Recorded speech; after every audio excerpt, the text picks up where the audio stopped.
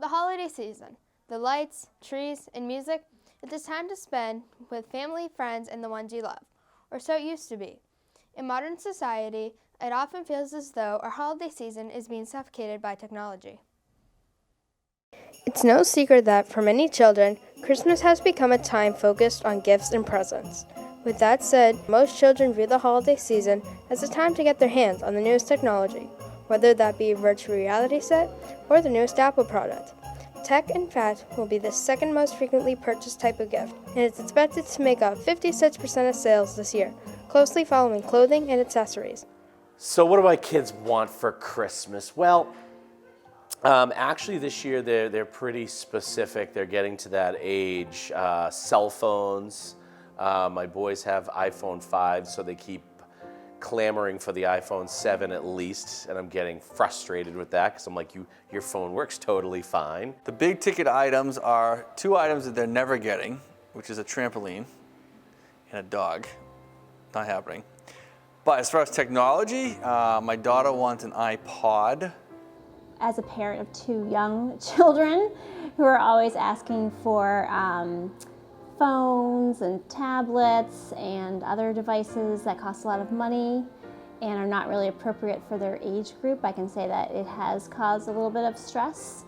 I feel like the pace of everything has gotten much too fast, where we're thinking like before Thanksgiving about the next holiday, where we're constantly receiving emails and updates and making us stressed out that we have to get on top of something. The thing I do notice is the season is getting longer, so it starts earlier. So it's really immediately after Halloween you start seeing the Christmas stuff. All right, so Christmas has definitely changed with the advent of newer technologies, iPads, iPhones, Xbox games. It's like, I think I remember presents being bigger back in the day, and now it's like all the shopping for my kids can be done in an electronics store or with like an iTunes gift card, because that's the stuff that they want. My son is only 5, so he doesn't have too much of a reliance on technology. He has a Kindle Fire, but it's all preset with stuff that's age appropriate for him. I worry about the future. I worry sometimes that I'm not going to be able to keep up with him, to be able to keep close watch on him. But right now, I'm fascinated with his ability to, use technology and to do homework as a 5-year-old, like on a computer. I guess I have mixed feelings because I think that it's reality. We're there, we're using technology everywhere all the time, but I do worry about social skills and missed opportunities when people are so involved in their own devices that they're not interacting with other people and they're not exploring other opportunities in terms of like activities and just social interactions with others. So my kids' reliance on technology, it's a double-edged sword. I love the fact that they have the wealth of information at their fingertips, that they can do research. I hate the fact that it's a distraction, that they'll spend so much time playing video games and spend so much time carrying on relationships, whether it's with friends or girlfriends, via Snapchat and Instagram, and I think that that's just a curse on our society. Well, it's a part of their lives. I don't think you can avoid it. I think it's up to the parents to monitor what they show their kids, what they allow their kids to use. I think it's important for parents to set rules and parameters around usage of technology. So, like no phones at the dinner table. Make sure they plug everything in at night in like a central location, so they're not staying up until 3 a.m. doing this kind of stuff. So I think it's important to have rules. I hope everyone just gets to spend time with family and loved ones over the holidays and enjoys and gets what they want, but also values the fact that being with friends and family is the most important thing, and stay off your phones and tablets at the dinner table. Philanthropy. Why do some give back while others do not? Statistics show that about 20% of the people in the community give back and 80% do not. We often wonder why so many do nothing to help those in need or in the community in general. It's an important question, and never more so than during the holiday season when so many are in need. So what inspires you to give back to the community? I feel like my biggest philosophy is treating other people the way you want to be treated. And I feel like the population of students I work with, we are so fortunate, or I am so fortunate, and so are so many other people, to have a great family, a great community to live in, a great job, and I just want to create those experiences for my students and people around me. So I feel as though it's important to give back as much as possible in order for them to have those experiences. Well, I think it's important to give back to our community because, you know, we do live here and like we're supposed to, you know, we're a community. We all are living here united, and so if something happens, we gotta be there for each other and support one another, even if we don't know each other, even if we're all different in some way. We're all human beings, so we have to be nice because there's so much bad in this world that there needs to be good, and like we can be that change and like unite each other. So why do you think that there are some who have not yet given back? Yeah, I feel like there's a fear of the unknown, and I also feel like there's a lot of things that are word of mouth that people might not know about. So I think that there are places that you can help out, but they're not as prevalent and listed places and things like that as they could be. So I think more awareness of how to help would be really helpful. And like you said, not just this time of year. I think that is probably the thing that's lacking is there's a lot of things, like I said, that's word of mouth, but not necessarily a place where you can go and say, okay, this is where I can help. I feel like people don't give back to the community because they feel they have that mentality that, oh, it doesn't affect me, or, oh, my life is me personally, like I don't have to worry about anybody else. But like we have to change that mentality, I feel, because like we're in 2017, like a lot has happened in 16 years from our last, like, you know, big event that really brought everybody to like rise above themselves and really help others. Could you just tell us a little bit more about what goes on in the club and the different types of events that you guys have going on throughout the year? So I believe I had addressed this, but I'm not positive, so I'll just repeat myself. Best Buddies is a club and organization where kids can form one-to-one friendships and group friendships as well, just so that they can feel a part of their community and a part of something. So I think the biggest piece that we try to incorporate is just making sure that those friendships aren't just happening here at school, but are happening outside of school too. The best part about Best Buddies and the philosophy that I really like the most is the fact that Best Buddies eventually won't exist because those friendships will happen naturally for kids with and without disabilities. Well, last year I started the club UNICEF, the SHS UNICEF club, and the whole purpose of UNICEF is to help around globally the children who are in need, women, and stand up for everybody's rights. And so I think that here in Salem, there wasn't that many people aware of UNICEF and what UNICEF does and everything. So here I started really getting the word out and trying to like motivate people to really like realize that, oh, I don't have to be there physically. I can be there supporting them by doing donations or advocating for their rights, you know, just little small things that really make a big difference. Every high school student has certain courses that they are required to take. Certain math and science courses some students feel as though will not benefit them later in life. So why do we have to take these courses? If a student is going to be a writer or a lawyer, for example, why does he or she need to take calculus? Or if another student was going to be a doctor or a chemist, why does he or she need to take an English course? The answers to these questions might surprise you. High school is the bridge to adult life, but does it actually prepare us for the real world?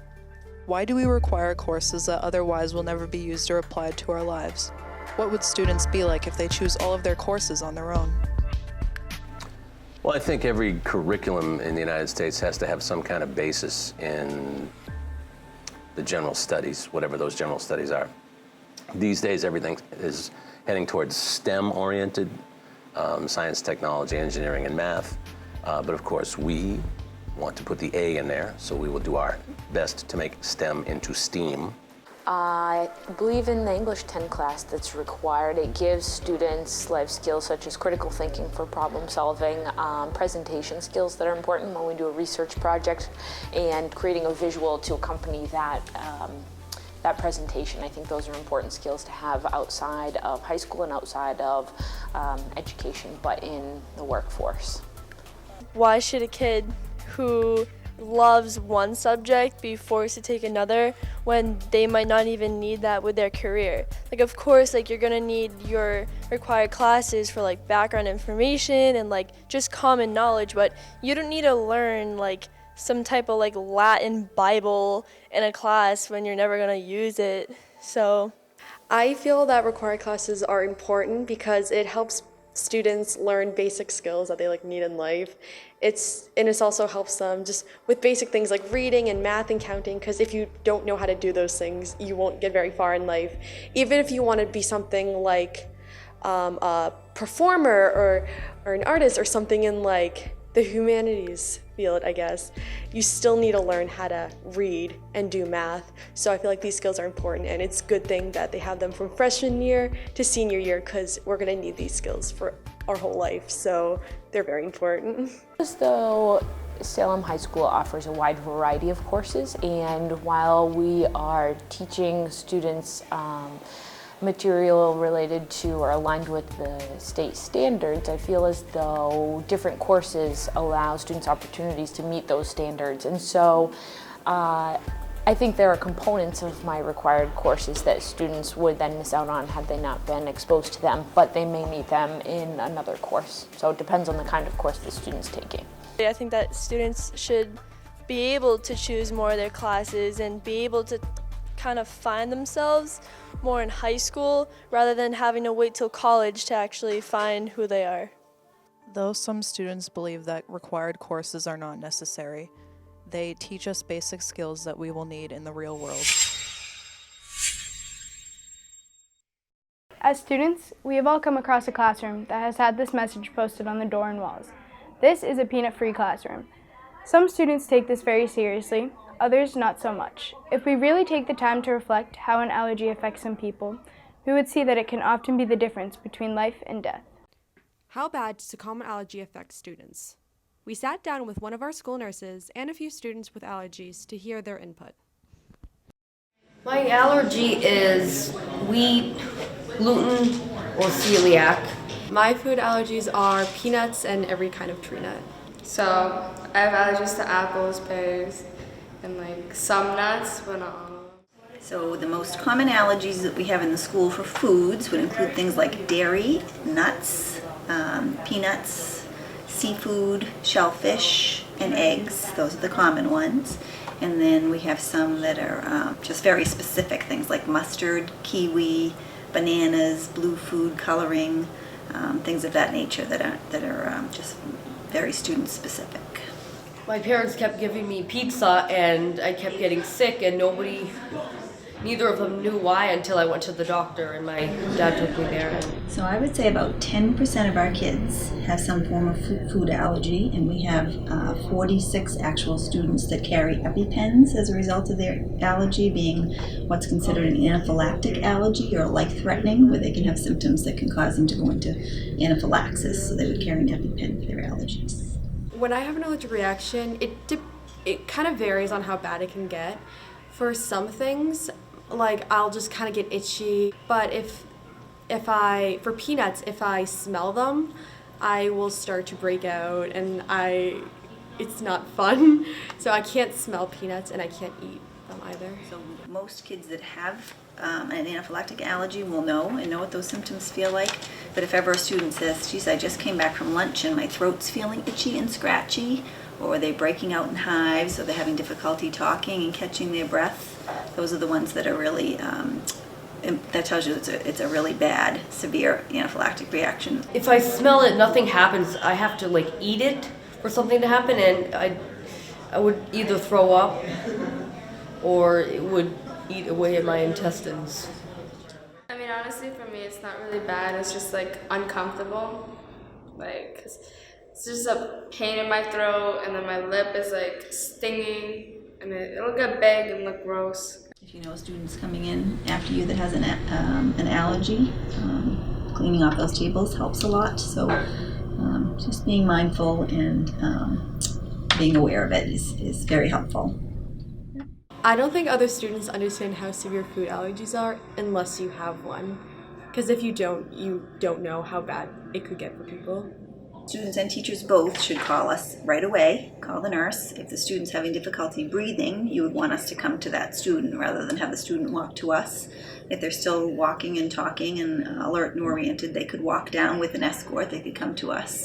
And then we would assess them, and if they need Benadryl or an EpiPen, we would do that here and call a parent. And if they require an EpiPen, we would always call an ambulance, because they would have to be transported after getting an EpiPen.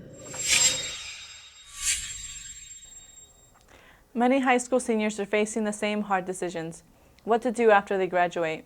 These choices become even more challenging as the subject of college tuition comes up. It has become more and more difficult for some lower-income families to afford the steep price of college.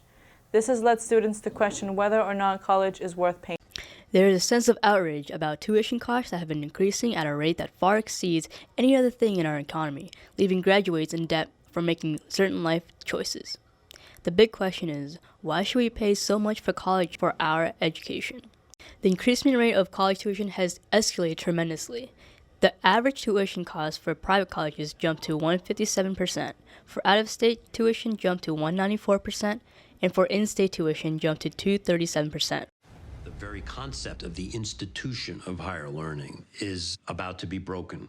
Ivory Tower is a documentary film that questions the cost and value of higher education in the United States. Groups of students and parents discuss if going to college is worth the expense.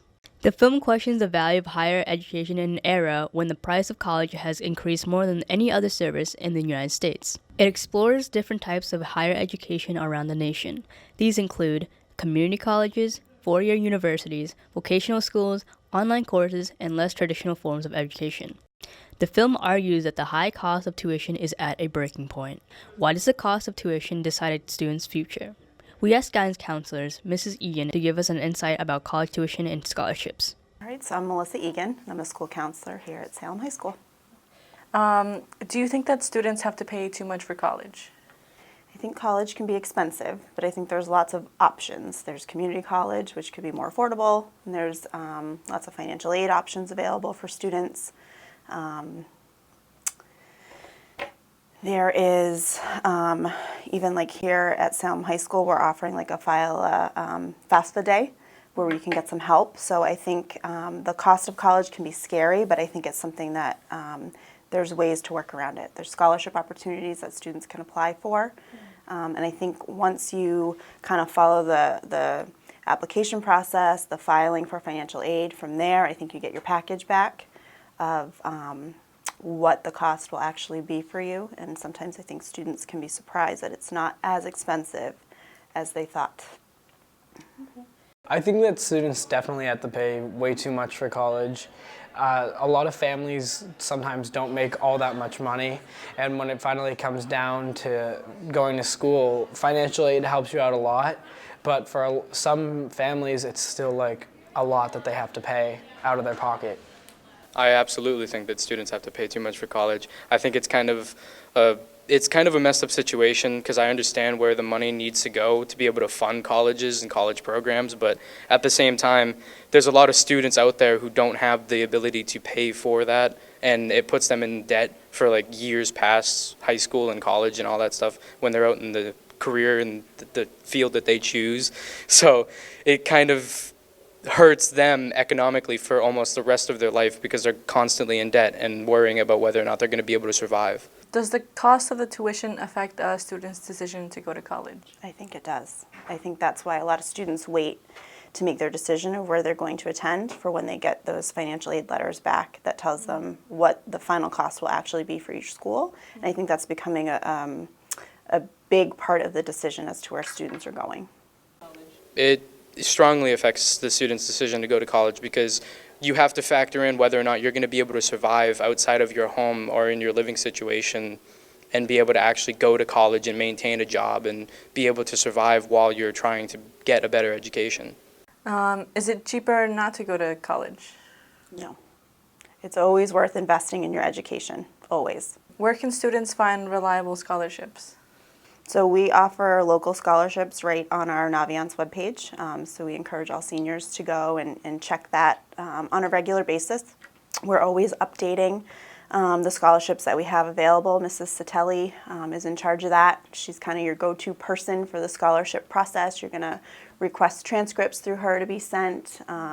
Certainly make an appointment with your counselor if you have questions about the scholarship, because we can help you maybe decide what to include with the scholarship. Some scholarships require essays and some just have an application you need to fill out. Lots of people here to help you with all of that. That sounds good. What kind of scholarships should students go for? So you have to read through the list of scholarships and you have to determine which ones that you qualify for. They all have different criteria and you have to find the right ones. A lot of times there are scholarships even that students just don't take the opportunity to apply for, so there isn't all that many students applying when we're looking at like those local scholarships. Why is it fair that families with a higher income cannot apply for financial aid? That's actually not true. Everyone is eligible to apply for financial aid. So, and everyone's eligible for, in freshman year, a $5,500 loan that the government issues to every student who applies. Okay, well, thank you for sitting down with us. Yes, thank you. Whether it's from the students or the government, colleges still get their money. And when the schools know that students have more money to spend, even if it's the government's money, they can raise the cost of admission. So when people complain about the high cost of college, the government says that they try to help, but they actually hurt future students down the road.